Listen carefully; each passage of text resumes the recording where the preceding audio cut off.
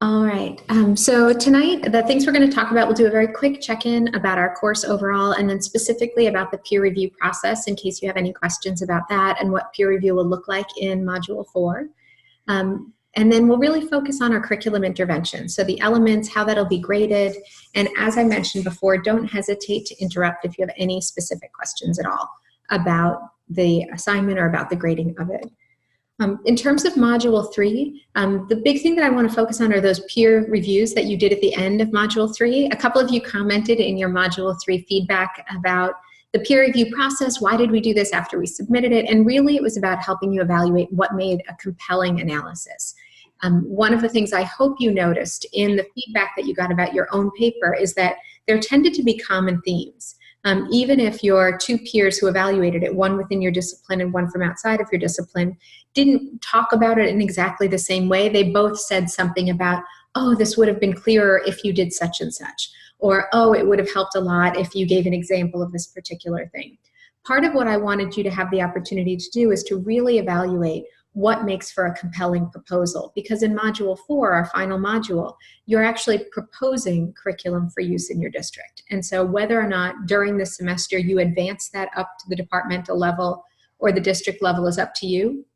In past semesters, there have been students who proposed formally at a department meeting the curriculum they created in this class. Several brought it to their district through their role in instructional leads or what have you. And so depending upon what your current role is in your district, you'll have to decide whether you're actually proposing that this semester, or if you're just thinking about how you would make a proposal like this in the future. And part of the evaluation criteria for your final project for this class is how compelling is that proposal? Are you speaking administrators' language? And so the hope was that in evaluating or looking at your peers' work, you were able to get a sense of that.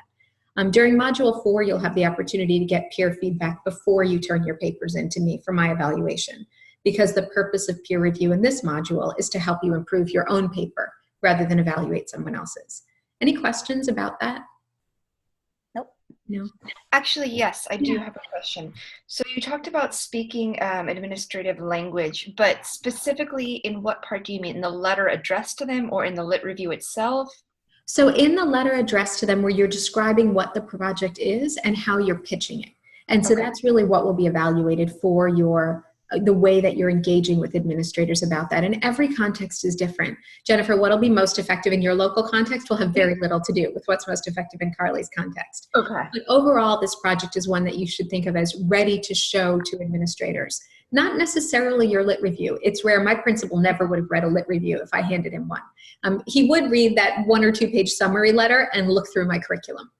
And so oftentimes you'll find that proposal letter summarizes like key points that you identified in your lit review that you think your administrator will most respond to. Your proposal letter might also talk about, I know our district's been working towards these key priorities as defined by our board. However, our department data indicates this, so I created this, or something like that. You're really talking to the need that you're filling. Okay. Do you have any other comments about the peer review process that you just went through, or what it was like for you? No, just that I think even for the first assignment, having some level of that beforehand. I think for that assignment, and at least for me, I felt very rushed on it. I don't think I did my best by any means. So doing the peer assessment afterward really helped me see what I was missing, and it would have been good to have that before as well.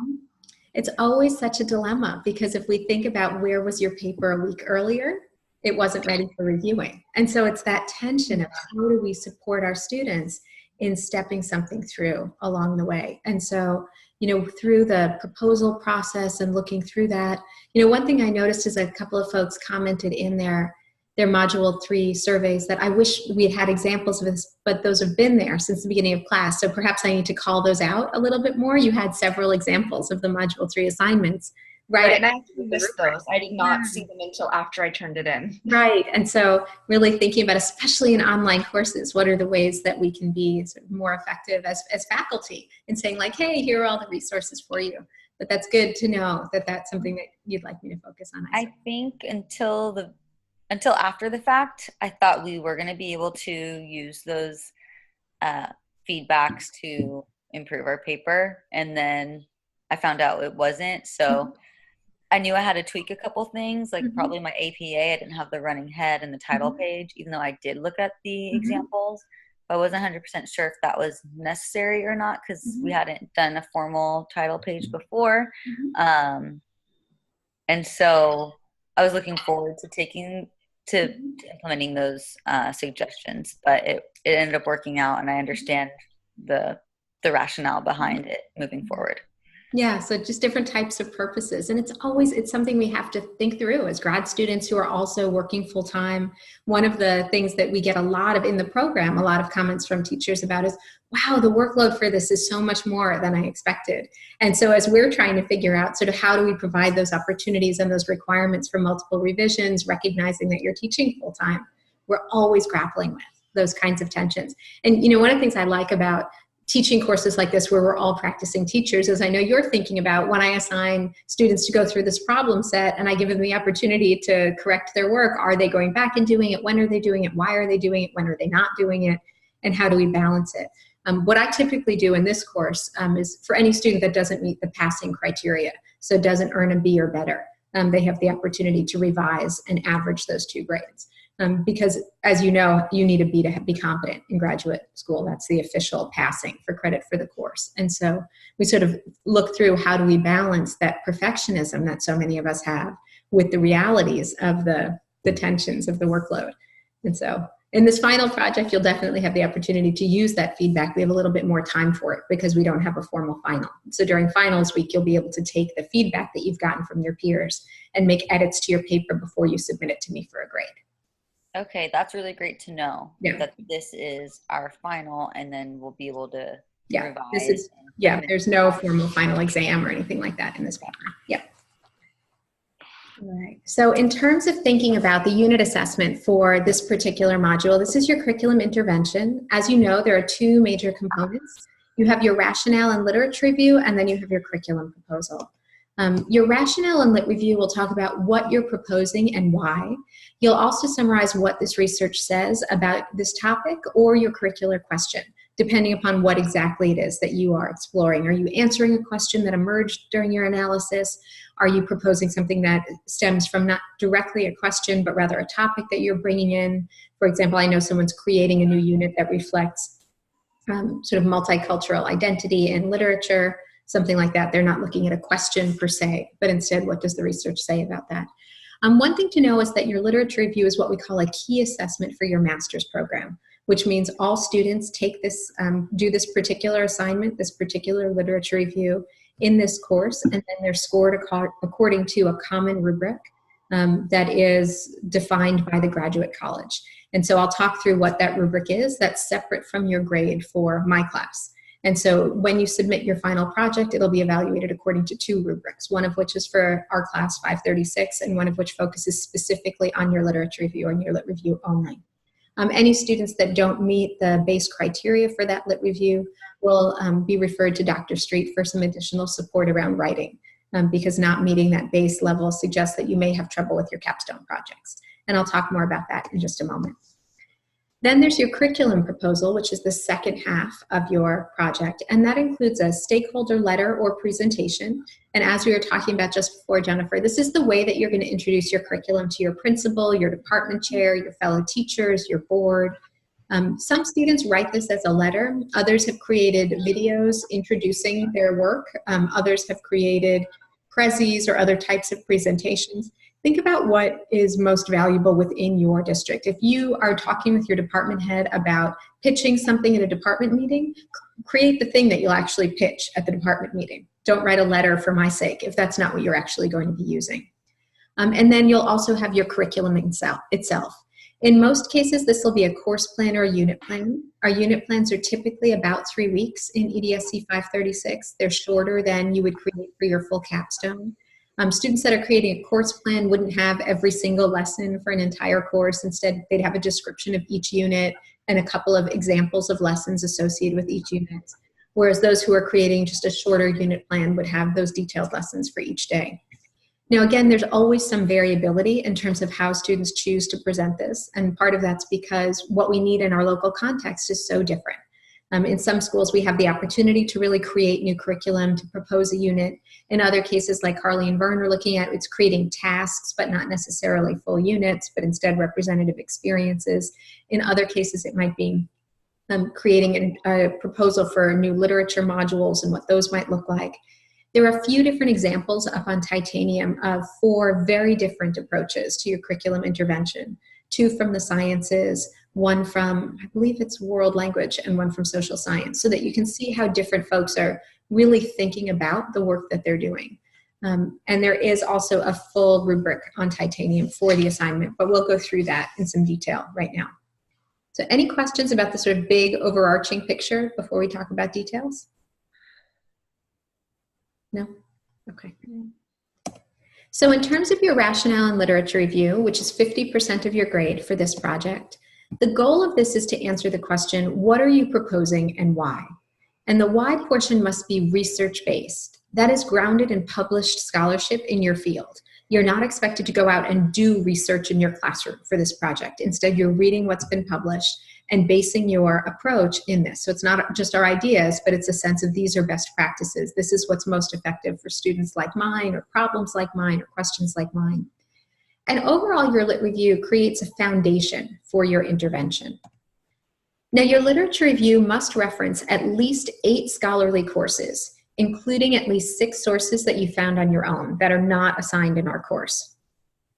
Places to look for these kinds of published sources might be academic journals, publications from disciplinary organizations, be it NCTE or NCTM or NSTA. I like Academic Search Complete. That tends to be my personal go-to of all the library databases, but you can also use Google Scholar. Again, I encourage you to look for published literature that it has to be in peer-reviewed journals, but also journals that are written by and for teachers. Sometimes we can find articles that are 60-page quantitative analyses of students' discursive practices and 11th grade world literature courses based upon the number of times that different students speak over the course of the period. That, for me as a teacher, would not be especially helpful. Instead, reading an article about a teacher describing her approach to teaching this particular text that I know I'm going to have to teach and have some angst about would be something that I would find more valuable. Or an analysis, or these are some of the best practices for working with students who are emergent bilinguals and courses that have a very high degree of academic English requirements, and so forth. So really look for those articles that directly address some of what you're most excited about. Hey, Vern, nice to see you. Hey. And so as you're thinking about this, you can include both curricular and pedagogical articles, as well as research about efficacy, that is what's most effective, what does the data show about student score trends or student achievement trends, and so forth. Please note that standards and textbooks don't count as your 8 scholarly sources. You're welcome to cite them, you're welcome to draw upon them, but you will need to have 8 examples of scholarly literature in that. And again, that's a college-wide requirement for the literature review and is one of the criteria on that lit review rubric I was talking about just a minute ago. Any questions about those sort of base requirements? Okay. So typically when we're thinking about what this looks like, your rationale is generally about 500 to 750 words. That's 2 to 3 pages, double-spaced. Thinking about sort of this is what we're studying, this is why it's important. Then you have your lit review. Typically that's about 6 to 8 pages. I would encourage you very strongly to break that up into subheadings. That helps readers make their way through your work.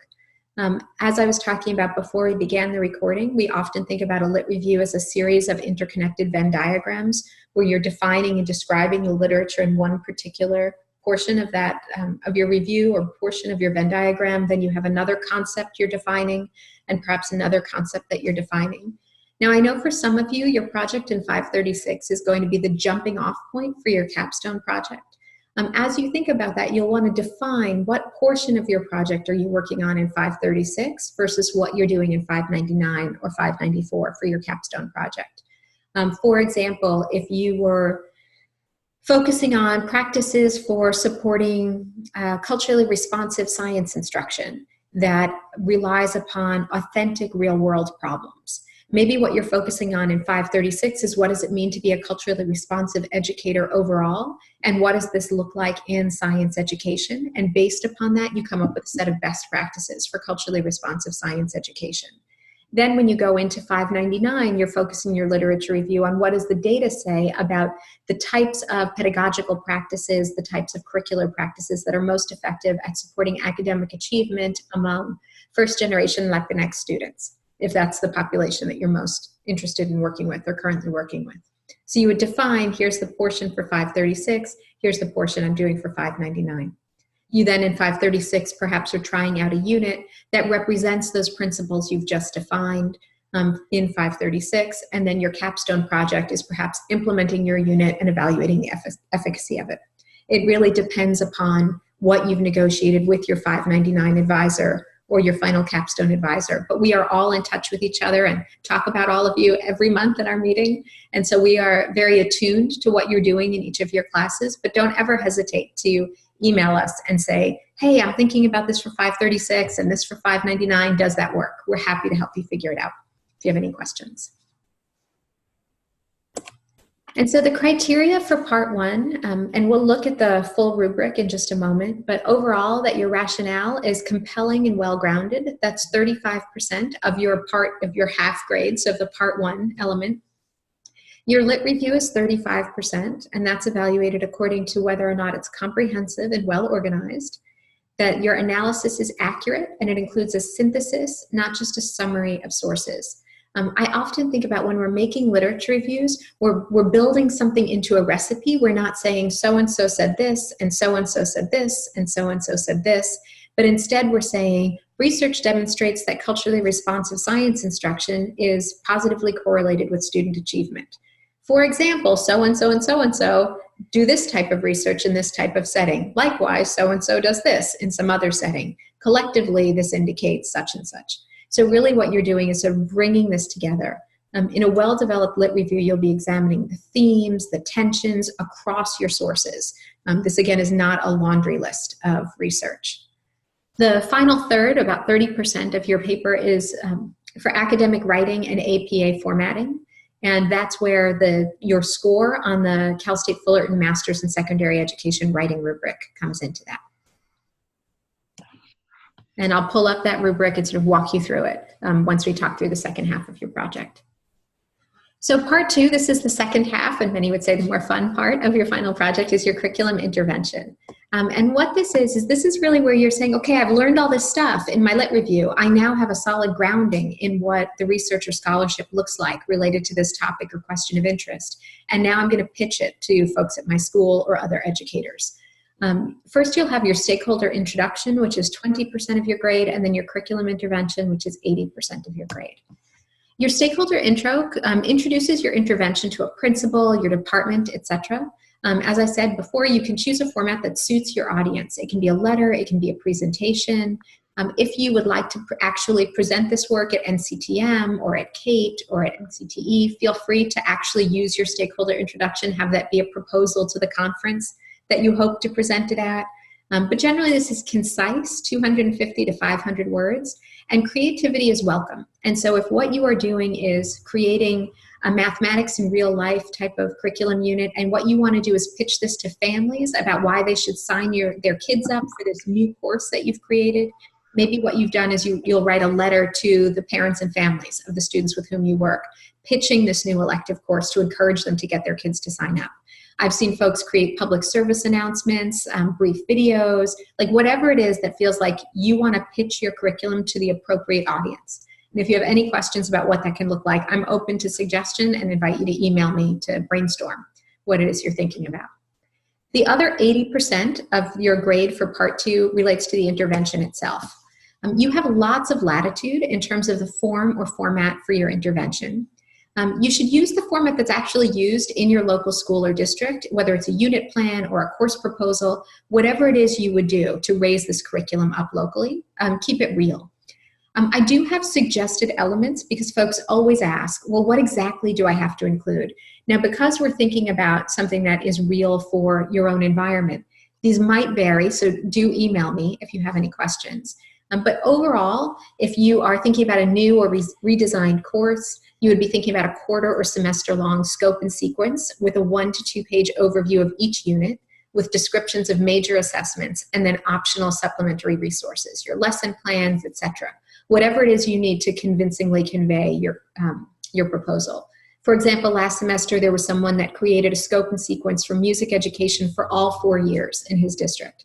Now, obviously, he did not develop lesson plans for every class for each of 4 years for every unit, but instead he developed a proposal that did indeed go all the way up to the superintendent to think about the ways in which we might develop curriculum out there. And he had defined this is what would be the included elements, the key assignments, and the operationalization of the standards for music ed at each of those levels. If you're creating instead a new or redesigned unit, you'll create a UBD or backwards design style overview, a detailed daily calendar, copies of key assessments and unit handouts, and then 3 to 5 sample lessons for that unit. Now, I know some of you have had a lot of experience in curriculum design. You went through credential programs that really taught you about unit planning. And I know for others of you, you haven't done a lot of backwards mapping. So there are in the Session 12 Supplemental Readings folder examples of articles about how to write unit plans, templates that STEM students have found useful in the past. There are also in the sample papers up on Titanium examples of 2 full units that students in this course have developed in the past. So again, it will depend on what it is most useful to you as you think about sort of the format that your project might take. Now, I know several of you have been in touch with me frequently over the last week to say like, hey, I'm thinking about doing this. So I know I've done a lot of the negotiating with folks that are interested in doing something really unique. But do any of you have specific questions about the intervention, what the form might be, or what you're thinking of doing yourself? I guess we can ask some questions when you're done with the presentation. Okay, sure. And so in terms of the criteria for part 2, overall, your plan will be evaluated according to whether it is comprehensive, cohesive, and compelling. The key thing I'd say to really focus on that students get stuck on is this idea of alignment. You want to make sure there's alignment between your rationale and your lit review and your curriculum proposal. Basically, do you do what you say you're going to do? Is there alignment because your vision and whatever you define as best practices and the actual curriculum you develop? I've had cases where students will do a really wonderful, well-developed literature review about, I don't know, problem-posing methodology in world languages, and then they'll create a curriculum unit that has no problem-posing methodology in it. You want to make sure that if you're saying this is what's most effective in your lit review, that anyone can look at your curriculum unit and easily see it. Now, this is one of those places that I tell folks, feel free to use your words, to spin this the way that makes the most sense. This is what your proposal, when you're describing your pitch, this is what it should do. Research indicates that problem-posing methodology is especially important in world languages. Problem-posing methodology could be defined as X, Y, and Z. In the attached unit, students will have the opportunity to engage in these types of activities that directly align to that research. Or you might, at the top of your lesson, say, this is the element of culturally responsive mathematics instruction that's visible in this particular lesson or in this particular assessment. So feel free to be very explicit about this to make sure that a reader can easily see the connection between the research and what you're actually doing. Your stakeholder introduction should be concise and compelling. And then your instructional approach should be creative, cohesive, and complete. You want to make sure you include all of those required elements, as well as academically appropriate. It's grounded in the relevant standards for your discipline, it's developmentally appropriate, and it's relevant to your local context.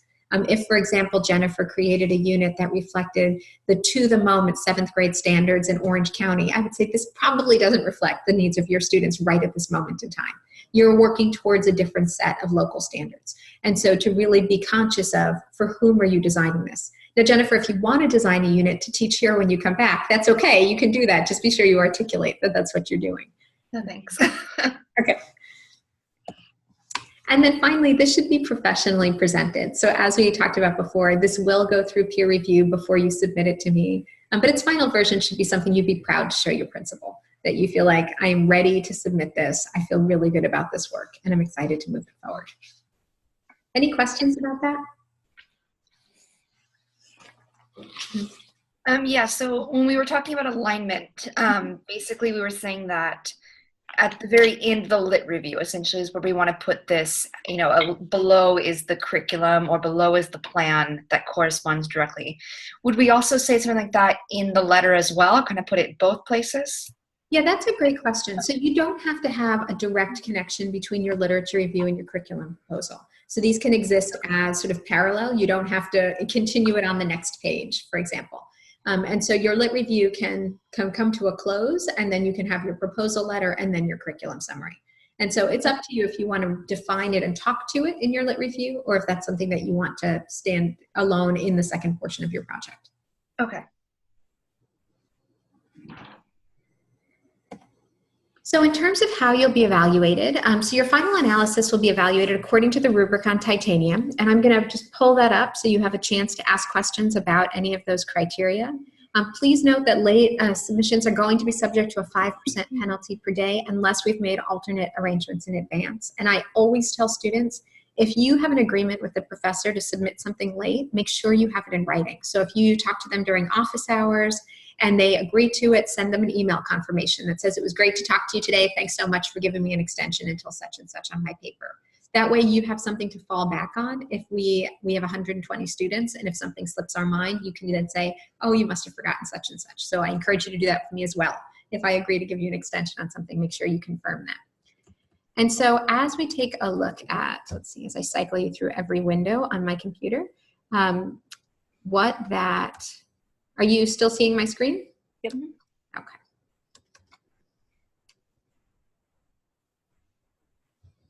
So here is the rubric for your curriculum intervention. And this is available on Titanium in the same section that all of your other sort of rubrics have been available. You'll notice that it describes much of what I just talked through in the past several minutes, and sort of walks you through additional detail around the rationale, the literature review, and so forth.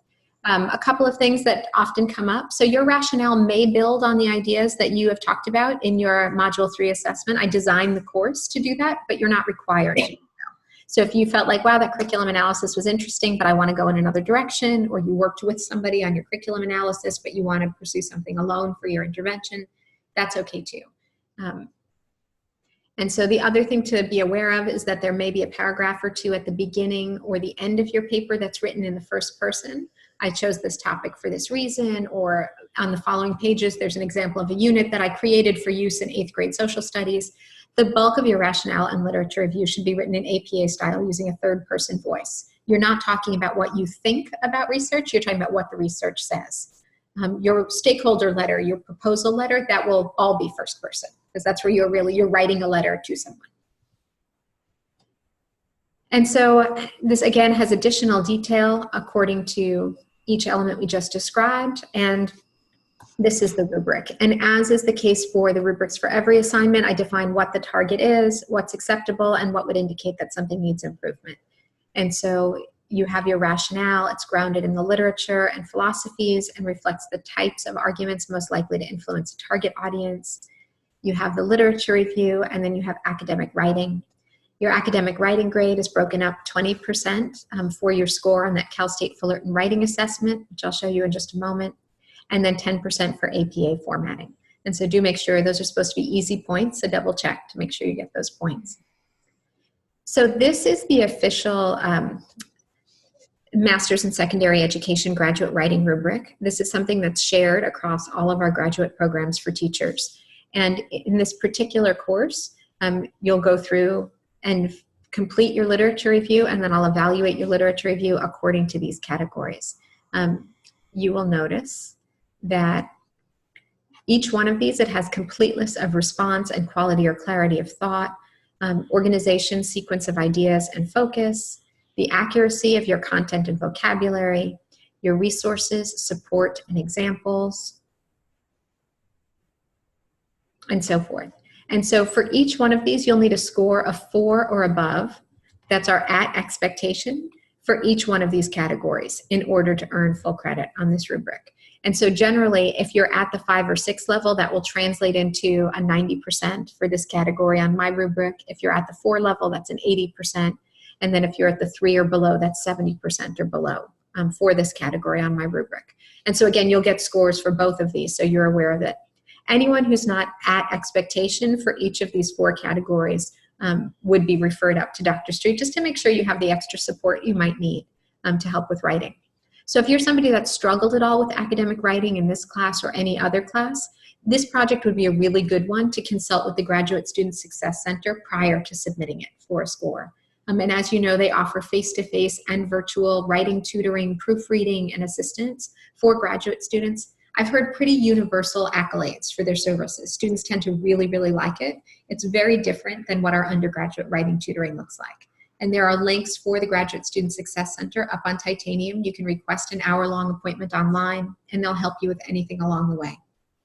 But you do want to make sure you get that before you submit this for a grade. Any questions about that part? I have a question about, you mentioned earlier the use of first person in the lit review and in the rationale. Mm-hmm.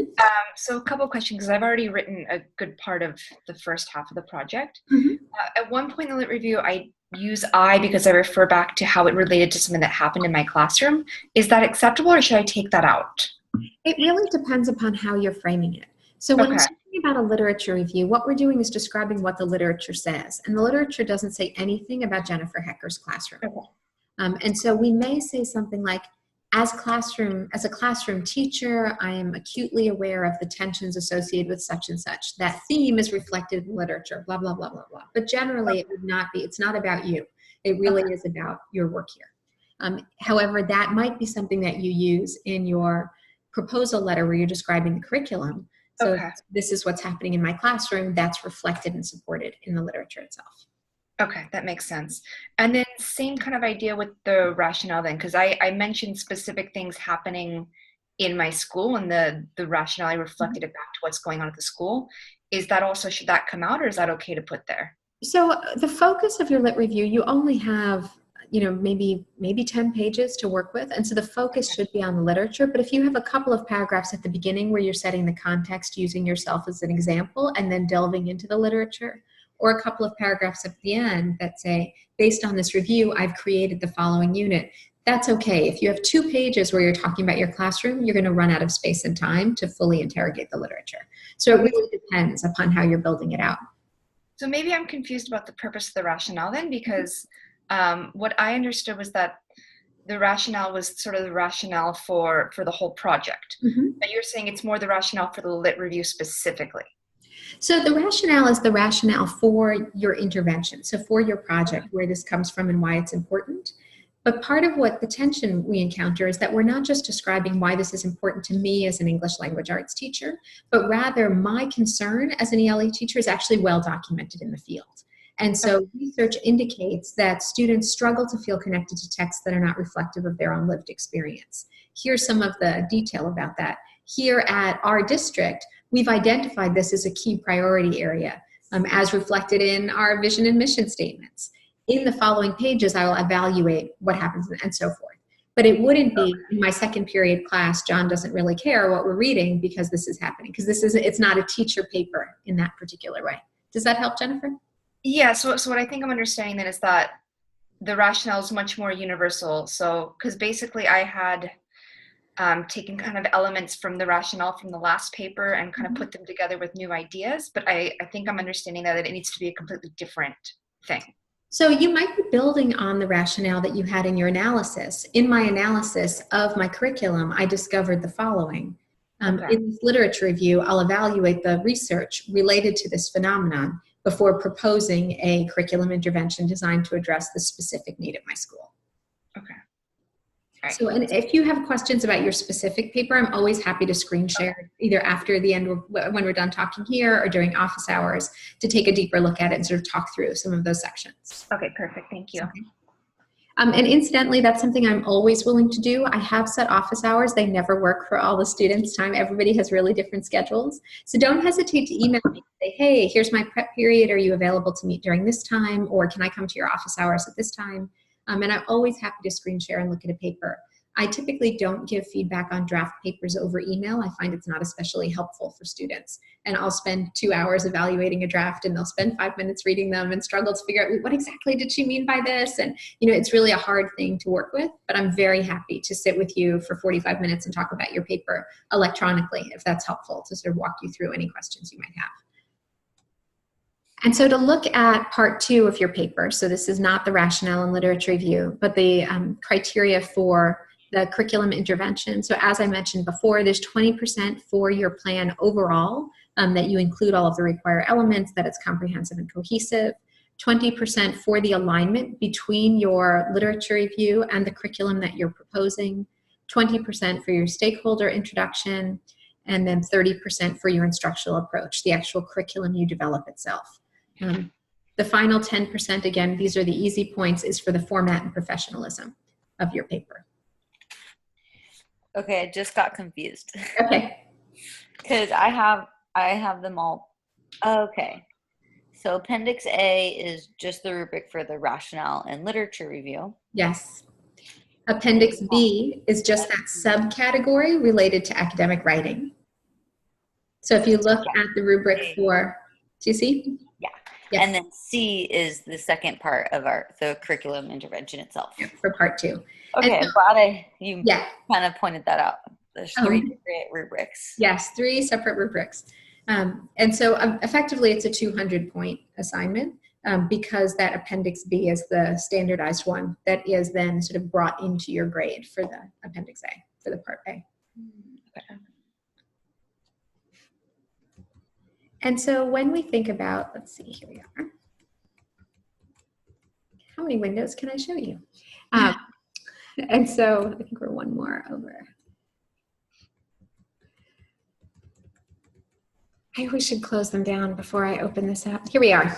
Okay, so in terms of questions, if you have any questions at all, as I think I just mentioned this, email me to schedule a Zoom or phone chat during my office hours or at some other time that works better for you. Please note that the university is closed for Thanksgiving week, so there are no office hours next week. But email me if you have questions. I have family in town, so if you would give me 24 to 48 hours for my response. My parents live on the other side of the country and they're only here for 5 days, and so I can't drop it on a dime to answer an email, but I definitely will be on email checking in throughout the week, and I'm happy to answer questions as they come up. Part of why you're doing your sort of mapping of your lit reviews this week and you're getting some of that feedback on the discussion board is to make sure everybody's set up and on the right page between now and the end of the week, so that you're able to write fully over the November break, and able to engage when we come back. But you do have 2 weeks for your next session, so we combine session 13 and 14. So it's a 2-week experience. And at the end of that, that's when you'll be submitting your paper for peer review, for those of you that are traveling over the next week or otherwise not wanting to work during that time. And then those of you who want to spend all of next week working on it, so you have both options. So I just want to clarify, the time frame. So is there a suggested completion date for the rationale and lit review, and then like a hard beginning for, because that's kind of how my mind works, because the lit review and rationale should be done first. So so that's really up to you. It really depends upon the way that you think and what makes the most sense in terms of your timing. For you by the end of this week will have your sort of major bodies of literature. You've gathered all of your sort of different pieces of the lit review. You've identified what is the literature. You've done that annotation. I know, Carly, you were holding up that batch before. It depends on what your writing format is like and what your time looks like. With this type of a break coming up, there are some folks that are like, I'm out of town at 3 o'clock on Friday and I'm not writing again until I'm back next Saturday. And then there are other folks that are saying, I'm really going to try and get a lot of this pushed done at the beginning part of this week so that I can focus on curriculum building. So I can't give you this is my suggestion. If you look on the dates as they're up, let me just pull this up and then I will screen share it back with you.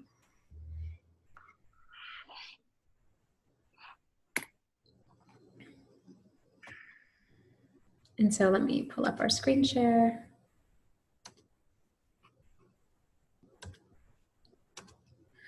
And so if you look at the different dates, and so you'll see in the sessions 13 and 14, let's see if this is popping up, sort of what I'm generally suggesting, that this is how I would do it, is I would, during Thanksgiving week, next week, I would draft part 1, my rationale and lit review, and begin sort of roughly planning the curriculum proposal.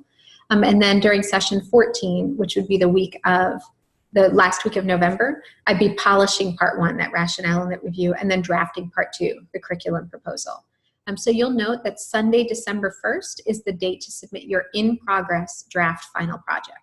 And so some of you will be pretty much done by December 1st. And some of you, you'll be submitting something and saying, I don't even know how I'm going to get a lot of peer feedback on this because it's not quite as far along as I want it to be. I always encourage students to have as much as you possibly can done prior to that peer review so that you can get the best possible feedback. But one of the things you'll have the opportunity to do when you're submitting that for peer review is you'll ask questions. You'll say, lesson 3 feels really messy to me. Do you have any suggestions about that? Or is it clear when I'm defining multicultural education in this particular way on page 6? And so there's a section on the peer review format where you can ask those kinds of questions. You can also submit a paper that has comments in the margins. I really want some feedback on this section. So it's not expected to be a final paper that you're ready to turn in. So roughly you have about 2 weeks from here on out until that date. And so it's thinking about what makes the most sense in terms of your own timeline. And then the final due date is? The final due date is, let me pull that up so that I give you the information.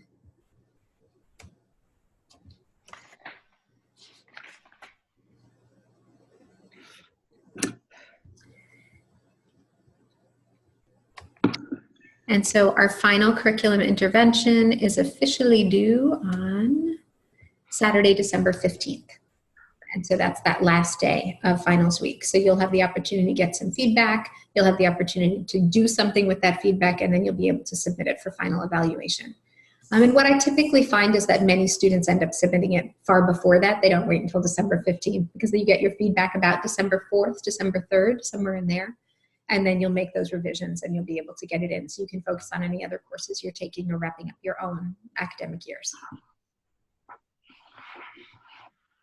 Okay. So do you have any other large group questions?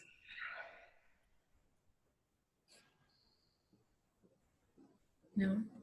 No. All right, so I'm going to go ahead and I'll turn off the recording and then I'll stick around to answer any other questions that you might have one-on-one. Thank you for coming to check in about these final projects, and I look forward to talking to you all again soon. And anybody that needs to